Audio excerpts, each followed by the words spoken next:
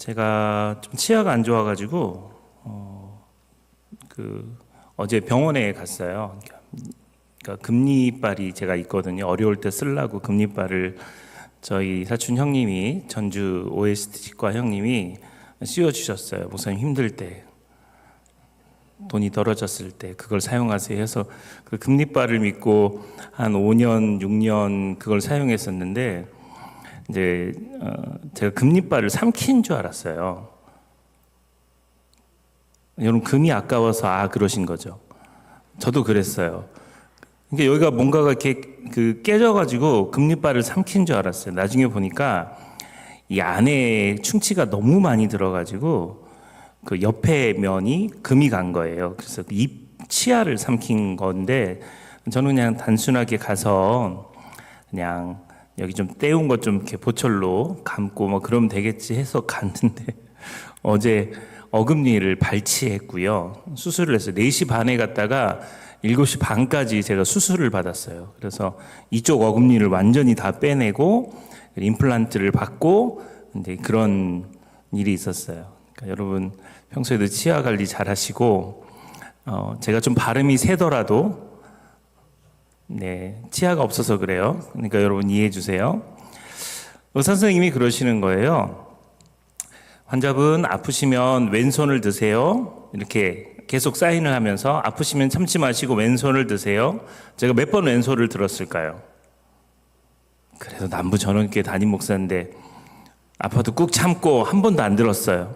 사실 아프다기보다는 안 아팠어요. 그냥 너무 자연스럽게 치아도 빼고 정으로 때리고 벤치로 뽑고 톱으로 쓸고 해가지고 제 어금니, 뿌리밖에 없는 어금니를 그냥 완전히 빼냈어요. 그런데 이제 그분의 말이 참 안심이 되는 게, 아프면 왼손을 드세요. 말을 못하니까, 입을 벌리고 있는 상태니까 아프면 왼손을 드세요, 사인을 주세요라고 하는 말이 저한테는 위안이 됐어요. 그러니까 내가 아프면 표현할 수 있는 표현이 있잖아요. 왼손을 들면 아프세요? 잠시만요. 그러면 어디가 여기 좀 닿네요. 죄송합니다. 그리고는 또 진행이 되잖아요. 이 사인이 굉장히 중요한 겁니다. 그러니까 신앙생활 하다 보면 왼손을 들고 오른손을 들고 소리를 지르고 막 악을 쓰고 몸부림치는데도 하나님이 내 기도를 들어주시지 않으시는 것처럼, 하나님이 나하고 거리가 먼 것처럼 느껴질 때가 있어요. 우리의 완전한 착각입니다. 하나님은 그런 하나님이 아니세요. 오늘 출애굽기 2장 23절부터 25절은 출애굽을 시작한 배경에 대한 이야기를 설명합니다. 애굽 왕이 죽고 난 다음에 요셉을 알지 못하던 애굽 왕이 이제 이스라엘 백성들을 괴롭히고 또 괴롭히는 장면이 등장하는 거죠. 그때 그들은 기도하는 법도 잊어버렸어요. 하나님께 나아가는 방법도 다 잊어버렸습니다. 하루하루가 노동을 하고 그 노동 속에 살아가는 일상으로 바뀌어버린 겁니다. 휴가를 가거나 여가를 즐기거나 낭만을 즐기는 그런 일은 없어요. 그들의 삶이 너무 고통스러운 거죠. 그러니까 기도를 하던 그들이 기도가 나오지 않는 순간이 됐어요.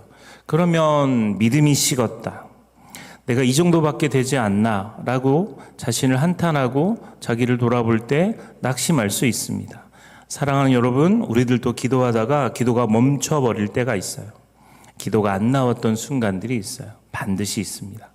지금은 여러분이 기억 못해도 여러분의 인생 가운데 여러분이 기도를 하지 못했던 순간들은 참 많이 있었을 겁니다. 그리고 낙심했던 순간들이 있을 거예요. 오늘 성경은 우리에게 그렇게 시간을 보내는, 믿음이 없다고 착각하는 그들에게 정죄하지 않습니다. 너 실패했다고 낙심케 하지도 않습니다. 성경 우리에게 분명하게 이야기합니다. 우리의 기도는 하나님께서 들으세요. 그것이 유창한 말이 아니라 할지라도 하나님께서는 우리의 기도를 들으십니다. 저희 아버지는 기도를 참 잘하셨어요. 대표 기도를 하시면 저희 아버지는 정말 청산유수처럼 기도하셨어요. 저희 아버지의 기도를 일부러 녹음하시는 분도 많았어요. 제가 생각해도 저희 아버지의 기도는 너무너무 잘하시는 거예요. 그런데 저희 아버지는 지금 알츠하이머 치매에 걸리셨습니다. 그래도 가족들이 모이면, 형제들이 모이면 제가 제일 장남의 역할이기 때문에 노점수 장로님 기도해 주세요. 저희 아버지한테 기도를 시킵니다. 저희 아버지가 기도를 하세요. 예전부터 하셨던 기도에 가락이 있으니까 기도를 하시긴 하시는데 똑같은 기도를 3번이나 반복해서 하십니다. 그런데 제가 가만히 생각해 봤어요. 하나님께서 어떤 상태의 기도를 더 잘 받으실까? 아마 치매에 걸려서 기도하는 이 기도를 더 잘 들으시진 않을까? 아버지의 기도는 예전에 더 유창하셨지만 지금은 유창하지 않아도 하나님 꼭 기억해 달라고 같은 기도 제목을 3번, 4번 반복하시는 거예요. 그러니까 저희 어머니가 기도하다가 아버지가 기도를 이렇게 또 하고 기도가 끊기지가 않는 거예요. 길어졌어요, 옛날보다. 반복해서 기도하니까. 그러니까 저희 어머니가 옆에서 이렇게 말, 그거 했어.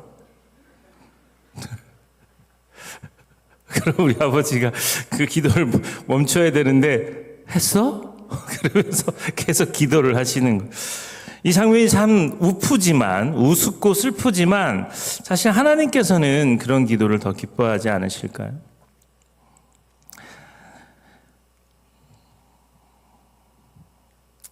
남들에게는 그 기도의 모습이 이상하게 보일지 몰라도 우리 하나님께서는 유창하게 기도했던 그 순간이나 알츠하이머로 헷갈리는 기도의 순간이나 동일할 거라고 믿습니다. 출애굽기는 기도를 잘하는 사람들이 시작한 그런 장소가 아닙니다. 출애굽기 2장은 이스라엘 구원의 출발점이지만 기도를 잘하는 사람, 위대한 지도자의 기도를 통해서 믿음의 선언을 통해서 그들의 놀라운 회개를 통해서 그 장이 시작되지 않습니다. 성경은 단 한 가지만 말합니다. 탄식하며 부르짖었다. 출애굽기 2장 23절 말씀을 보시면 여러 해 후에 애굽 왕은 죽었고 이스라엘은 고된 노동으로 말미암아 탄식하며 부르짖으니 그 고된 노동으로 말미암아 부르짖는 소리가 하나님께 상달된지라.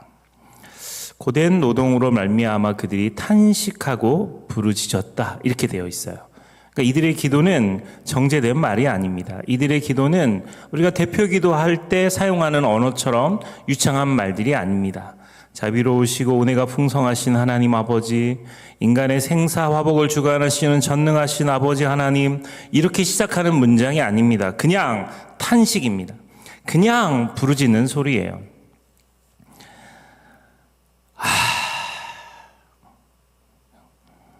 우리가 진짜 힘들 때 여러분이 내는 소리입니다. 긴장하던 순간에 내는 소리예요. 저는 이걸 약간 그렇게 목사가 자꾸 한숨 많이 쉬면 안 좋잖아요. 저는 약간 휘바람처럼 냅니다. 이렇게 내요. 이게 저에게는 한숨이에요. 지금 제가 방언하는 거 아니고요. 여러분이 일상에서 내는 그거를 지금 흉내를 내는 거예요. 짜증이 났을 때, 욕한 거 아니에요? 씨만 들어갔어요. 그 뒤에 욕한 거 아니에요? 화가 치밀어 오를 때, 짜증나고, 막 열이 받을 때, 참나, 진짜. 서상길. 어이가 없을 때, 지금 김성령이 없어서 그래요. 여러분 이해해 주시기 바랍니다. 정말 진짜.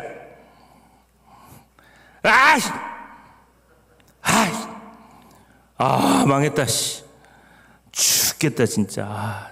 집에 가고 싶다. 킹 받네. 모르시죠?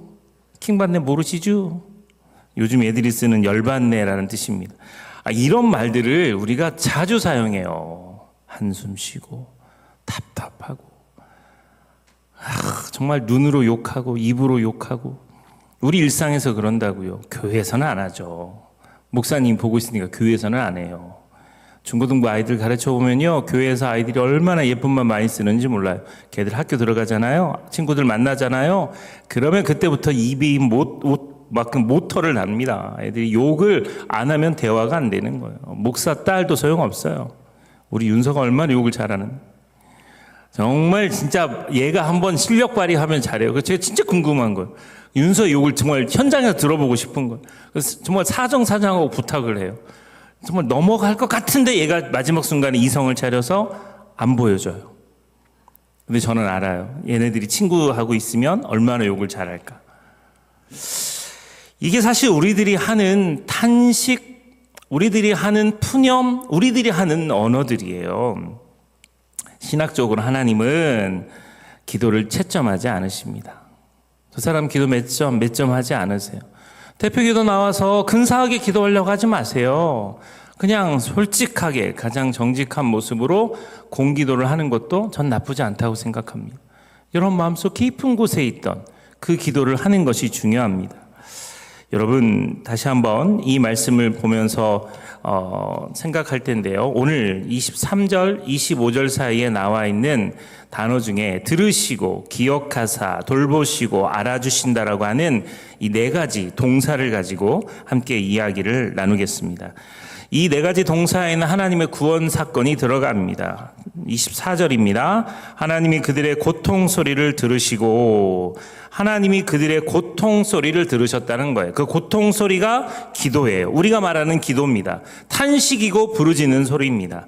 여러분 에레미야 선지자 같은 경우도 엄청난 사람입니다. 그 사람 눈물의 선지자니까 우습게 보면 안 돼요.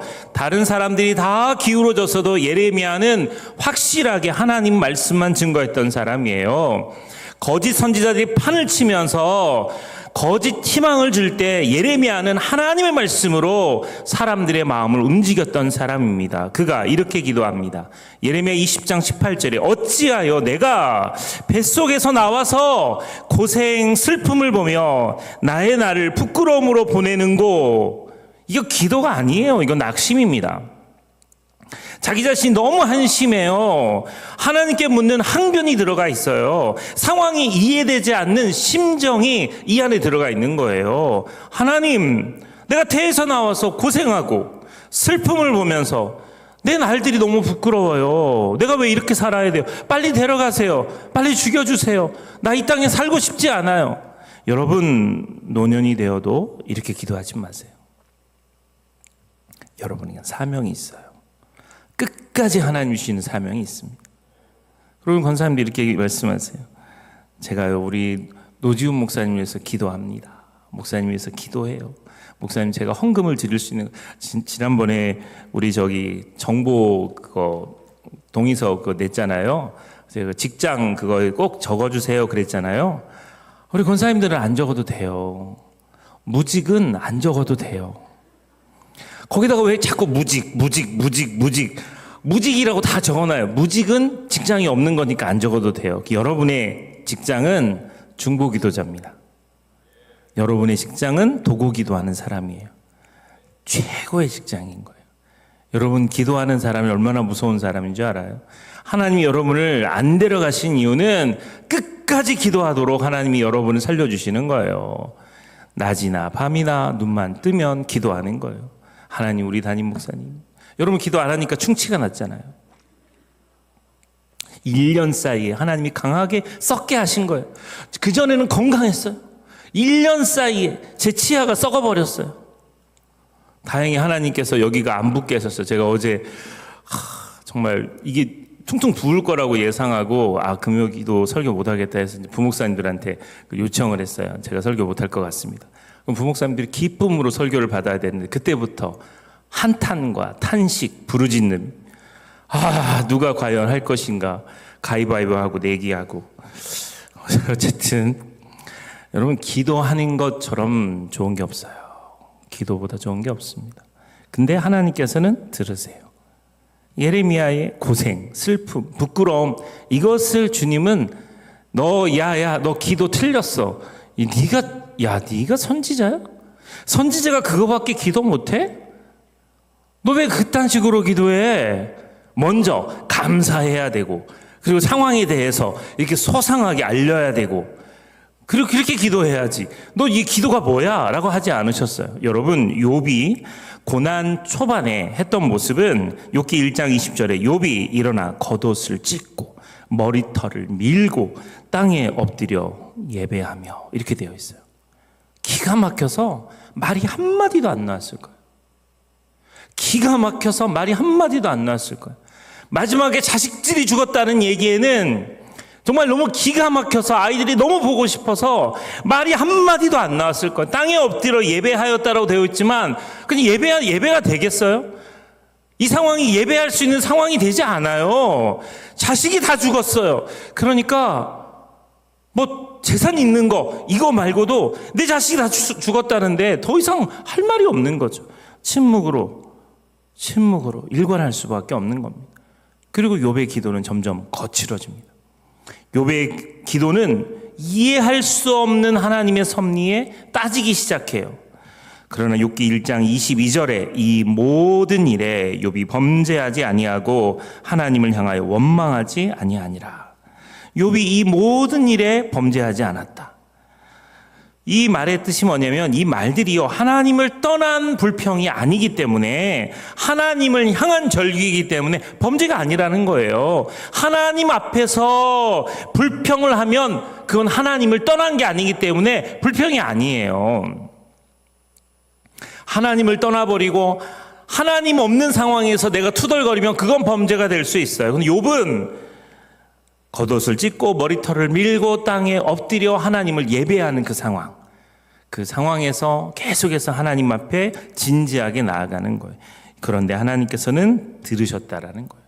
저는 이게 되게 중요한 말이라고 생각해요. 하나님이 들으셨어요. 그건 단지 청취했다는, 경청했다는 의미하고 다릅니다. 그냥 하나님께서 들었다라고 하는 이야기를 우리가 생각할 때 그냥 하나님이 내 이야기를 들으셨다 이 정도가 아니에요. 내 기도를 듣고 계신다 이 정도가 아닙니다. 출애굽기 3장 7절 말씀에 여호와께서 이르시되 내가 애굽에 있는 내 백성의 고통을 분명히 보고 그들의 감독자로 말미암아 부르짖음을 듣고 그 근심을 알고 라고 되어 있어요. 여러분 정말 재밌는 건 뭐냐면 하나님의 들으심은 곧바로 실천으로 이어집니다. 시편 34편 17절 말씀 같이 한번 읽어보겠습니다. 시작. 의인이 부르짖음에 여호와께서 들으시고 그들의 모든 환난에서 건지셨도다. 의인의 부르짖음에 주님께서 들으시고 그들의 모든 환난에서 건지셨도다. 이게 하나님의 들으심의 기준이에요. 듣고 건지심이 같이 나오는 거예요. 그러니까 하나님은 그냥 우리의 기도를 조용히 가만히 듣는 것만 말하지 않아요. 제가 종신 나갈 때요 좀 이상한 전도사들이 많았어요. 그 사람 다 목사 됐겠죠. 여학생들이 만약에 1000명이 있다 그러면 여학생들이 한 50명 정도가 있습니다. 분포도가 그래요. 여학생들의 인기가 하늘을 찌릅니다. 그래서 신학교를 졸업한 여전도사님들이 교만해요. 자기가 진짜 예쁜 줄 알아요. 제가 다짐했어요. 난 신학교에서 절대 사귀지 않는다. 그 도도함을 보고 싶지 않았어요. 근데 또라이 같은 전도사가 있어요. 자기가 좋아하는 여자 전도사님이 새벽 기도를 가잖아요. 그럼 숨어 있다가 그 사람 바로 앞자리에서 기도합니다. 예배를 드려요. 그리고는 뒤에서 하는 기도 소리를 다 들어요. 스토커예요, 스토커. 무섭죠? 여러분 지금 앞자리에 누가 앉아 있는지 보세요. 신천지일 수 있어요. 신천지의 모략 전도는 그런 거예요. 이 사람이 막 기도하는 얘기를 다 듣습니다. 실제로 신천지는 그렇게 가르쳐요. 교회에 들어가서 어떤 사람이 하는 기도를 들어요. 그리고 메모를 합니다. 그리고 난 다음에 그것을 실현시켜요.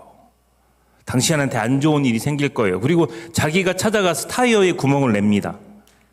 그러니까 안 좋은 일이 생겼죠. 할렐루야. 아니 농담이 아니고요. 이단 강의하시는 분들이 이걸 강의를 하세요. 모략전도라는 게 이런 거예요. 그러니까 우리 하나님께서 우리의 기도를 들으신다고 할 때 스토커처럼 신천지처럼 우리 기도를 그냥 듣고만 계신 게 아니라는 거예요. 하나님의 기도는 우리의 기도를 주님이 들으시면 그대로 건지시는 것까지 연결된다는 거예요. 할렐루야. 이게 너무 중요한 겁니다. 하나님이 들으시는 것은 우리의 말의 수준이 아닙니다. 우리의 무너진 마음을 주님이 들으시는 거예요. 그래서 주님이 안타까워하시는 거예요. 그래서 주님이 우리를 듣고 사용하시는 거예요. 두 번째 동사는 24절 하반절에 등장합니다. 하나님이 아브라함과 이삭과 야곱에게 세운 그의 언약을 기억하사. 그 언약을 기억하사. 교육자들이 50대가 평균 50대가 넘어가니까 그 가수 이름이 뭐지? 그 가수 그러면 그때부터 우리는 그 가수가 누군지도 모르는 채 아무나 이야기하기 시작합니다. 누구요? 누구? 아니 남자 뭐 그래서 얘기가 좁혀가요. 교육자의 교체가 매우 시급한 상황입니다. 또 지난번 어딜 갔다 왔는데 거기가 생각이 안 나는 거예요. 우리 지난번 거기 갔을 때 거기 누구지? 좀 젊고 좀 약간 머리가 잘 돌아가는 젊은 사역자가 필요해요. 그 사람이 모든 걸 기억해서 그거 어디요? 이렇게 이야기. 우리는 저희 움직이는 교회 할 때 우리 장지영 간사가 그 역할을 해주면 얘가 기억력이 너무너무 좋아요. 야, 우리 지난번에 그 북옥 하와이 그쪽에 어디 가서 오더니 그 북옥 하와이가 아니고요. 거기는 다른 데고요. 그때 누구 가셨고 누구는 안 가셨어요. 이렇게 걔가 우리에게 이야기해줘요. 아주 명쾌합니다. 우리 교육자들 지금 그런 역할을 하는 사람이 없어요. 여러분 권사님들 무리도 마찬가지입니다. 여러분 주변 사람들 보세요. 여러분 진짜 거시기 하지만 거시기가 뭔지 모르는 사람들이 많아요. 그래서 그의 언약을 기억하사라고 할 때 우리는 까먹었다가 생각나는 것을 기억한다고 생각해요. 아니요, 그렇지 않아요.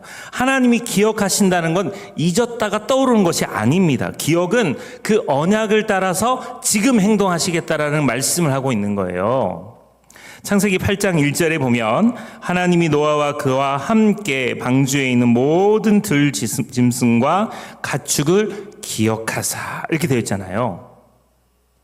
잘 따라오고 계시죠? 기억하사 되어 있어요. 그 뒤에 뭐라고 나오면 하나님이 바람을 땅 위에 불게 하시며 물이 줄어들었고, 그러니까 하나님이 기억하사라고 말하면 그 뒤에는 실천이 따라요.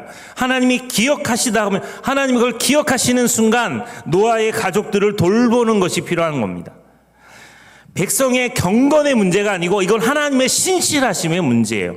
우리가 기도를 얼마나 잘하고 못하고의 문제가 아니에요. 그냥 하나님은 신실하셔서 하나님께서 우리를 기억하시는 순간 우리의 문제 가운데 더 가까이 오신다는 거예요. 할렐루야.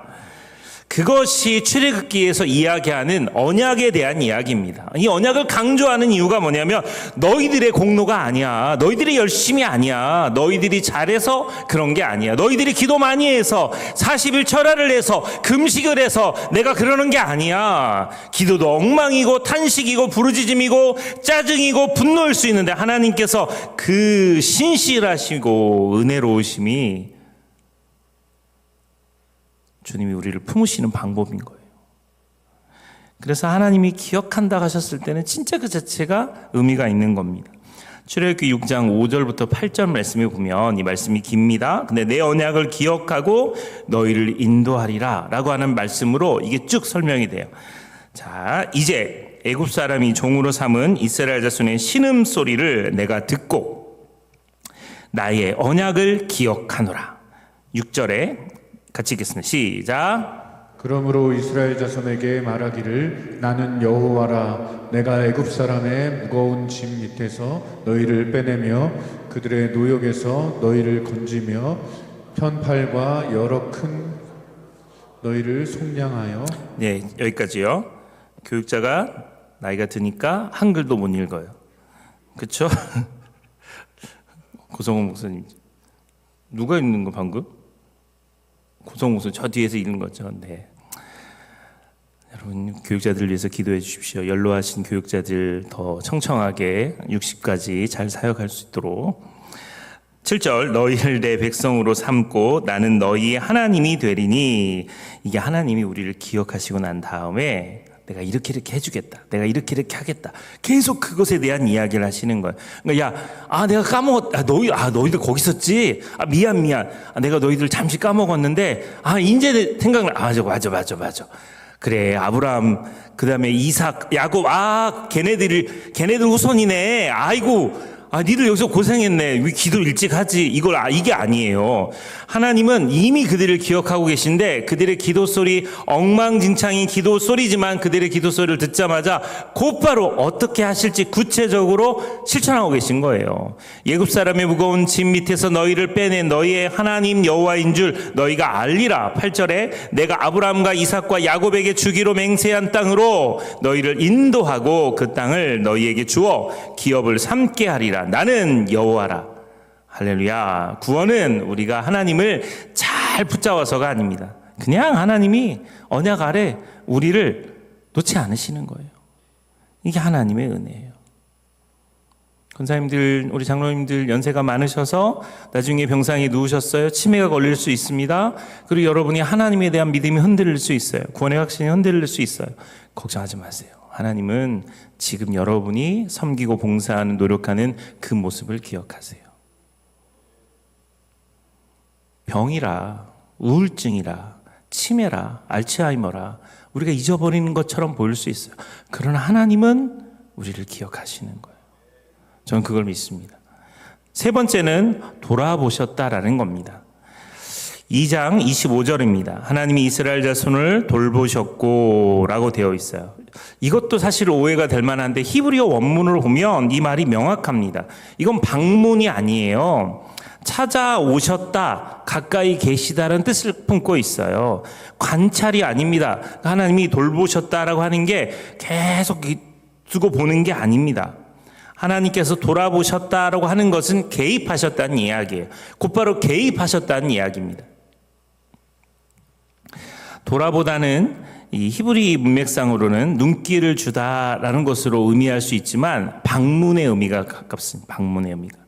요즘 우리 목사님들 또 계속 그 어려운 분들 찾아가서 그분들을 신방하고 돌봅니다. 이게 바로 돌아보셨다라는 뜻과 같습니다. 직접 찾아가는 거예요. 전화로 잘 계시죠? 어떠세요? 기도 제목 나누고 이 이야기를 하는 게 아니라 직접 찾아가서 방문한다는 개념이 큰 거죠. 출애굽기 3장 8절에 상반절에 내가 내려가서 그들을 애굽의 손에서 건져내고 그들을 그 땅에서 인도하여 내가 내려가서 건져내려 돌아보시면 내가 내려왔다라는 뜻입니다. 그러니까 주님이 하나님의 자리에서 백성의 자리로 내려오시는 성육신을 이야기하는 거죠. 출애굽기 29장 46절에 내가 그들 중에 거하려고 애굽 땅에서 인도하여 낸 줄을 알리라. 그들 중에 거하시려. 돌아보셨다는 뜻은 그것을 내포하고 있어요. 출애굽기 33장 14절 말씀에 여호와께서 이르시되 내가 친히 가리라. 내가 너를 쉬게 하리라. 주님이 친히 찾아오신다는 거예요. 불자들만 모아놓고 설교하는 것 같아요. 이 은혜 안 돼요? 주님이 친히 찾아오신대요. 그러면 여의도 수목원교 같으면 아멘하고 할렐루야하고 난리가 났어요. 어제 기독교연합회 목사님하고 장로님 한 분이 3.1절 날 저희 교회에 연합예배 드린다고 오셨어요. 그분들이 고급 정보를 주셨어요. 제가 진짜 궁금했던 걸 물어봤거든요. 평택에서 거의 한 30년 넘게 목회하셨다고 그러길래 근데 죄송한데요. 왜 남부전원교회 성도들은 아멘도 잘 안 하고 반응도 안 할까요? 그랬더니 목사님이 막 깔깔 웃으면서 여기 충청도예요. 그 한마디에 확신이 됐어요. 여기 충청도구나. 여러분 정말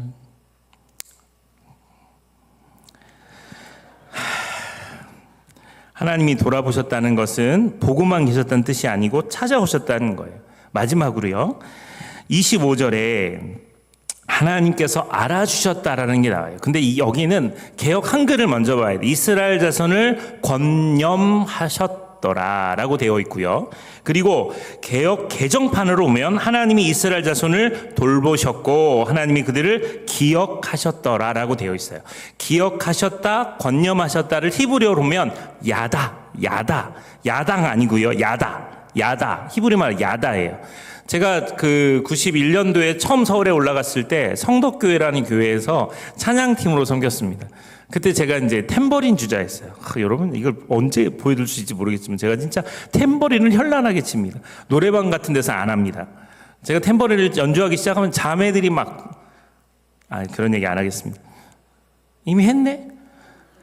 아무튼 옛날에는 탬버린을 잘 쳤어요. 이걸 잊고 살았는데 김성용 목사가 갑자기 목사님 그때 찬양 인도할 때도 탬버린 치셨잖아요. 전 탬버린 치면서 인도하는 찬양 인도자였어요. 기가 막히게 잘 쳤어요. 한 발 못해요. 그리고 제가 또 봉고를 쳤어요. 봉고. 타악기 중에 봉고를 쳤어요. 근데 이 마이크를 못 댄다고 봉고를 드럼 스틱으로 쳤어요. 지금 생각하면 정말 너무 창피한 일이지만, 근데 그 선교단 찬양팀의 이름이 야다예요. 야다. 신학교 1학년 들어간 애가 히브리어를 제대로 공부를 모르니까 이 야다가 무슨 뜻인지 모른 거예요. 근데 야다라는 뜻이 뭐냐면 알다라는 뜻이에요. 그러니까 내가 서상길 목사님을 야다, 알다. 그럼 서상길 목사님을 아는 정도, 이게 아닌 거예요. 제가 이제 강균성 형제, 노래 강균성 형제를 나 준성이 알아 이야기하면은 사람들이 생각할 때 그럼 얼마나 알아? 목사님 얼마나 알아요? 이렇게 물어볼 수 있잖아요. 아니 그냥 뭐 이름 정도 알아. 이렇게 말할 수도 있잖아요. 연예인이니까. 제가 뉴진스의 민지를 좋아하는데 민지를 내가 알아. 그러면 민지는 나를 알아요? 나 직접 만난 적도 있었어요. 본 적 있어요. 직접 본 적이 있어요. 팬의 입장으로서 지나가는 걸 본 적이 있어요. 그러면 내가 민지라고 하는 그 아이돌을 안다고 그랬을 때 그 사람도 나를 알고 나도 그런 개념이 아니에요. 야다라고 하는 것이 뭐냐면 굉장히 인격적으로 깊이 아는 걸 이야기합니다. 야다라고 하는 것은 사실 더 깊이 들어가면 성적인 개념도 들어가요. 그러니까 부부 안에 서로 알아간다고 개념할 때 다른 사람은 모르는 비밀스러운 것을 부부끼리 안다 그럴 때 야다라고 단어를 사용합니다. 그러니까 야다라고 한다는 이 말처럼 하나님이 우리를 아신다, 알아주신다라고 말할 때는 그냥 정보가 아닙니다. 관계적인 알물 이야기예요. 여러분 이게 되게 중요해요. 하나님이 아브라함을 아심해. 아브라함을 그냥 대충 아는 게 아니에요. 그의 관계가 굉장히 깊다라는 이야기를 하고 있는 거예요. 여러분 말씀을 맺으면서 우리가 좀 기억하고 오늘 본문 말씀으로 기억해야 될 부분은 주님이 우리들의 죄송해요 그렇게 표현해서 허접한 기도, 주님이 우리의 푸념 같은 기도, 그냥 주님이 우리의 탄식, 욕이 섞여 있는 그런 기도를 할지라도 우리 주님은 들으시고 기억하시고 돌보시고 알아주신다는 거예요. 이게 참 놀라운 일이에요. 그러니까 우리가 하나님께 기도할 이유는 분명해요. 왜 기도해야 되는지도 알아요. 질문 드리겠습니다. 그럼 여러분들은 오늘 하루를 살며 하나님께 얼마나 기도하셨습니까?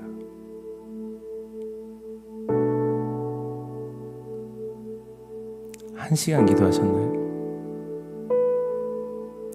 30분 기도하셨나요? 10분이라도 하나님께 기도하신 분 계세요? 5분은요? 1분이라도 하나님께 진지하게 기도하신 분 계세요? 진짜 우리는 기도를 잘하고 많이 할 것처럼 보여요. 기도 무진장하네요. 기도하지 않아요. 유년부실에 우리 기도실에 24시간 열려있는 그 기도실에 가서 무릎을 꿇는 게 기도가 아니고요.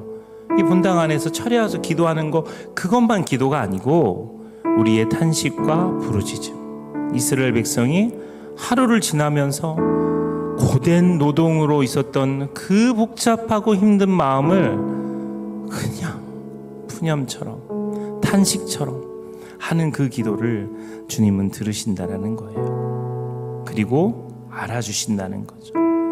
하나님이 들으셨다, 하나님이 기억하셨다, 하나님이 돌봐주셨다, 하나님이 알아주셨다. 이거보다 귀한 게 어디 있습니까? 이거보다 귀한 게 어디 있어요? 이건 진짜 놀라운 하나님의 은혜입니다. 그 하나님의 은혜를 날마다 경험하고 살아야 되는데 우리는 잊어버려요. 십자가 아래서 아무 말도 하지 못하고 더 이상 기도도 못하고 희망이 꺼져가는 걸 보던 사람이 있습니다. 예수님의 어머니 마리아, 그리고 예수님의 제자 사도 요한, 그리고 예수님께 기적을 입었던 수많은 사람들일 겁니다. 너무 허무했을 거예요. 너무 허망했을 거예요. 기가 막혔을 겁니다. 만왕의 왕으로 오신 그분이 로마 병사들에 의해서 죽어가고 있어요. 그날 그 자리에 있던 사람들은 기적을 바랬을 거예요. 십자가의 못을 뽑아버리고 내려오셔서 로마를 심판할 예수님을 기대했을 거예요. 아무 말도 못하는 거예요. 아무런 소리가 나오지 않는 거예요. 기도의 대상이셨던 그분이 지금 죽어가고 있으니까. 아무 말도 하지 못한 사람들, 말로 기도하지 못한 여인들, 두려움에 입을 다문 제자들, 그리고 도망친 사람들, 설명할 수 없는 상실 앞에 서 있는 그들은 어떤 기도도 맺힐 수 없었어요. 어떤 희망도 그들에게 있을 수 없었습니다. 그런데 하나님은 그 침묵을 외면하지 않으셨습니다. 그 침묵 위에, 그 소리 없는 기도 위에 그들을 위해서 부활을 준비하고 계셨어요. 하나님은 여전히 들으시고 기억하사 돌보시고 알아주시는 분이세요.